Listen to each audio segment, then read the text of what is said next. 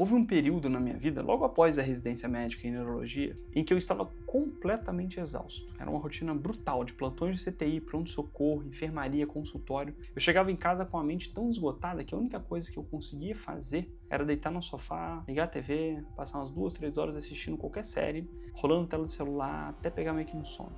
Eu dizia pra mim mesmo, pô, eu mereço, né? Trabalhei o dia inteiro, isso aqui é o meu momento de lazer, para descansar a cabeça. Só que o tempo foi passando e eu percebi que em vez de descansar, eu acordava cada vez mais cansado, mais irritado e com aquela sensação física de uma certa ansiedade flutuando no meu peito. Foi aí que eu precisei parar e aplicar essa honestidade intelectual que eu falo tanto comigo mesmo. Voltei a ler. Comecei pequeno, 10 minutos antes de deitar, ou até mesmo 5 páginas. A mudança na arquitetura do meu sono e do meu humor foi imediata. Sabe por que eu tô te contando isso? Porque a maioria das pessoas que chega no meu consultório tratando ansiedade, depressão ou burnout, comete o exato mesmo erro que eu cometia. Elas acham que o consumo passivo de streaming, de redes sociais, é um entretenimento neutro. E não é. É um sabotador ativo do seu sistema nervoso. E acham que a leitura é apenas um hábito de gente culta ou inteligente. Também não é. A ciência mostra que a leitura é uma intervenção terapêutica com evidência científica sólida. Hoje você vai entender o que acontece bioquimicamente na sua cabeça em cada um desses modos. Vamos lá. Deixa eu explicar um mecanismo clínico por trás disso. O que acontece no seu cérebro quando você abre um livro físico e começa a ler? A leitura é uma das pouquíssimas atividades humanas capazes de gerar uma ativação cognitiva integrada, profunda e simultânea entre várias áreas do nosso cérebro. Quando você lê, o seu cérebro não está simplesmente consumindo uma informação pronta. Ele está, na verdade, construindo a realidade aqui. Primeiro, o seu córtex pré-frontal, o nosso CPF, que eu já tinha falado antes, né, o diretor executivo da nossa mente, ele é ativado intensamente. Ele precisa trabalhar para manter a atenção sustentada, filtrar os estímulos externos e acompanhar o fio de uma narrativa complexa. Ou seja, a leitura ela treina exatamente o músculo que a ansiedade tenta atrofiar. Segundo, o seu hipocampo entra em cena para resgatar as memórias e consolidar o que você está lendo no longo prazo. E aqui vem a parte mais bonita. O seu sistema límbico, né, e a sua amígdala processam os afetos, os sentimentos dos personagens, mas fazem isso de uma forma regulada, dentro de um contexto narrativo seguro. Tanto tem alguns autores que falam, né, quem lê vive 1000 vidas em uma. Sente, você consegue sentir, tem uma discussão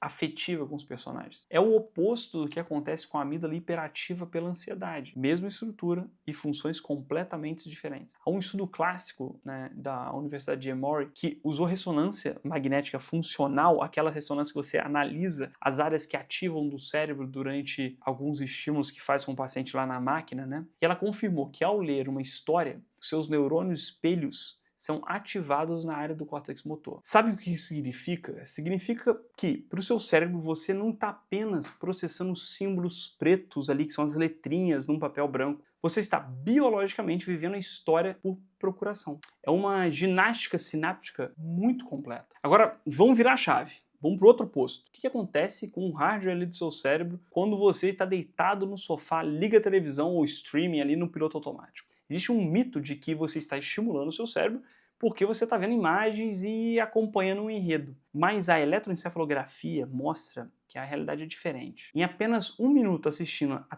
televisão de forma passiva, a atividade elétrica do seu cérebro muda drasticamente. Ela migra das ondas beta, que são as ondas de atenção, né, da atenção ativa, do raciocínio lógico e da tomada de decisão, diretamente para as ondas alfa. As ondas alfa estão ligadas a um estado de relaxamento mais profundo, quase um estado de transe ou hipnose. Nesse modo, as funções executivas do córtex pré-frontal elas saem de cena. O pensamento crítico ele é desligado, o cérebro entra no modo de recepção passiva e incondicional. Em 2025, na Universidade Estadual de Londrina, uma pesquisa usou exames de eletroencefalograma para medir o impacto cerebral durante o consumo de conteúdos visuais rápidos versus a leitura e a escrita. O resultado foi cirúrgico. Né? Os vídeos geram uma hiperestimulação visual isolada na região occipital, fundo do cérebro, deixando o resto do órgão em um estado de dispersão e consumo passivo. Já a leitura gerou aquela ativação integrada que eu mencionei. Há um outro trabalho também muito contundente da Universidade de Tohoku, se não me engano, feito em 276 crianças, mostrando que quanto mais horas de TV a pessoa consome, mais espessas ficam as regiões cerebrais ligadas à excitação emocional primária e a agressão, enquanto o córtex pré-frontal simplesmente ele encolhe. O mesmo córtex pré-frontal que eu trato todos os dias no consultório quando um paciente chega destruído pela ansiedade. A gente não é um lixão para consumir qualquer coisa, tá bom? Lembra disso quando você estiver assistindo algum programa. Aqui eu não estou falando mal também de bons vídeos e bons filmes, tá? Boas séries. Que aí você troca aquele olhar passivo para um olhar mais atento, buscando entender, buscando analisar aquilo que você está assistindo. Se você ainda acha que isso é um preciosismo de médico, deixa eu te dar um dado que pode mudar muita coisa para você. Esse é o momento que é para parar e prestar atenção. Em 2009, o Dr. David Lewis, neuropsicólogo da Universidade de Sussex, realizou uma pesquisa para avaliar o impacto de diferentes atividades na redução dos marcadores físicos de estresse no corpo, frequência cardíaca e tensão muscular. Os pesquisadores eles submeteram os voluntários a testes estressantes e depois testaram o que funcionava melhor para acalmar o sistema nervoso simpático. Olha que impressionante, apenas 6 minutos de leitura em silêncio foram capazes de reduzir os níveis de estresse em 68%.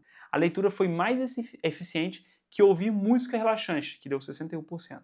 Mais eficiente que tomar uma xícara de chá quente, 54%. Mais eficiente ainda que fazer uma caminhada, 42%. E deu uma surra em jogar videogame, que, sei lá, foi 21%, que mantém um cortisol alto. Eu sou médico, eu prescrevo ansiolítico com critério estrito e com indicações precisas no consultório, porque remédio tem efeito colateral, tem prazo de validade, tem um custo, tem gente que necessita, né? E aqui a gente tem um estudo mostrando que 6 minutos de um livro na mão fazem o cortisol despencar cerca de 68%. Sem receita médica, sem efeito colateral. E a ferramenta tá aí, e de graça, na sua estante, de graça, um livro barato, sei lá. Você pode usar, pô. A gente tem um monte de livro em casa, às vezes, que fica lá só juntando poeira. Pensa nisso aqui, pensa nesse dado. Quem acompanha aqui o canal sabe que todo o meu método de tratamento se baseia num tripé fundamental. Um pilar bioquímico, um pilar biológico e um pilar filosófico. Se você tira um desses pés, o tripé cai. E a leitura se conecta perfeitamente a todos eles. No pilar biológico, ler antes de dormir funciona como o melhor ritual de higiene do sono, um dos melhores, né? Em vez de você inundar seu olho ali com luz azul da TV ou do celular, que inibe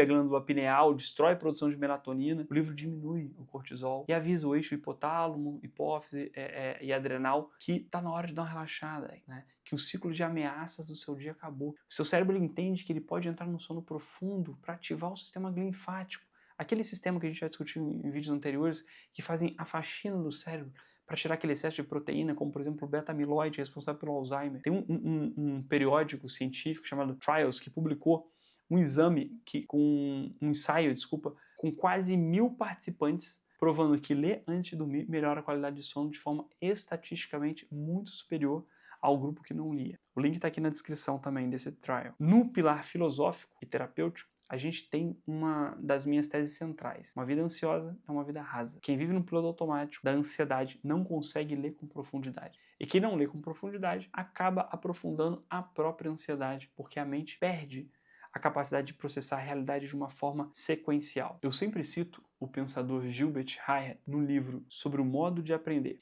Ele fala que o verdadeiro amadurecimento exige 3 virtudes: submissão à regra, pudor e paciência. A leitura exige que você se submeta ao ritmo do autor, página por página, sem pular. Exige paciência. Eu já vi gente, por exemplo, vendo o dorama e acelerando pontos do dorama. Aqui no livro não dá, vai exigir paciência. E esse treino que constrói a maturidade emocional. Como eu costumo dizer, ler literatura forma o imaginário humano. Você passa a conhecer sentimentos, dores, frustrações por procuração, pô. Antes mesmo de encarar isso na vida real, e às vezes não vai encarar, né? Mas se encarar, você já viveu ela de certa forma. A ficção treina a sua empatia e a sua regulação emocional também. Deixa eu ser muito honesto com você. Eu não tô aqui falando para você cancelar a Netflix ou Prime Video, né? Ou dizer que assistir uma série com que você ama é pecado, é horrível, não é isso. Sair do automático não é viver de forma bitolada. Eu estou falando sobre substituição de tempo e intencionalidade. Eu estou falando do que acontece bioquimicamente quando você troca 30 minutos de scroll ou de uma TV passiva por 30 minutos de leitura. É um experimento barato, pô. Vamos lá, vamos fazer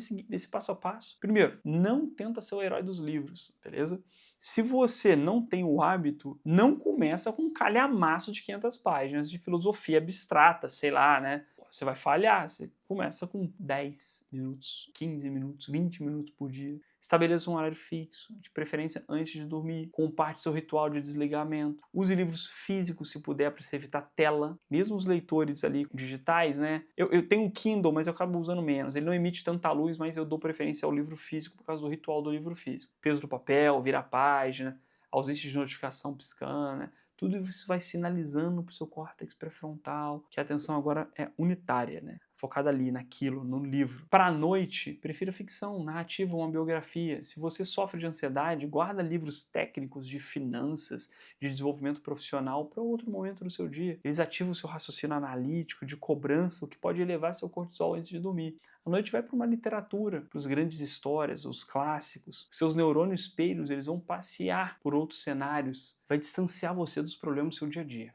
Quarto ponto. Crie um ambiente livre de distrações. Deixe o celular em outro cômodo. Se o telefone estiver do lado do livro, a sua mesa de trabalho mental, que a gente já falou, vai continuar dividida e pode perder a eficiência, tudo isso que a gente está conversando aqui. De novo, sentir é automático e agir é escolha. Viver assistindo as séries uma atrás da outra, emendando episódios até de madrugada para anestesiar o cansaço do dia, é a definição perfeita de viver no piloto automático. Você não está descansando, você está apenas se desconectando da realidade de uma forma passiva. Maturidade emocional é você assumir as rédeas do governo da sua atenção. É entender que você faz parte do seu próprio tratamento de saúde mental. O remédio ajuda, é importante, a terapia orienta, mas a sua rotina biológica determina a base onde tudo isso vai se sustentar. Não acredita em mim? Faz o teste. Pega um livro agora, que tá aí, pegando poeira atrás de você em algum lugar. Lê 6 minutos hoje à noite. Faz isso por um mês e depois volta aqui nos comentários para me contar se a sua mente não ficou mais calma e o seu raciocínio mais limpo. A ferramenta tá aqui, exposta pela ciência, tá aí do seu lado na sua estante. Se você não quiser usar, não usa. Ponto final. Tranquilo. Eu sou o Dr. João Marcos e esse é o Saindo do Automático. Até o próximo vídeo, tá bom? E não se esqueça de se inscrever aqui no canal.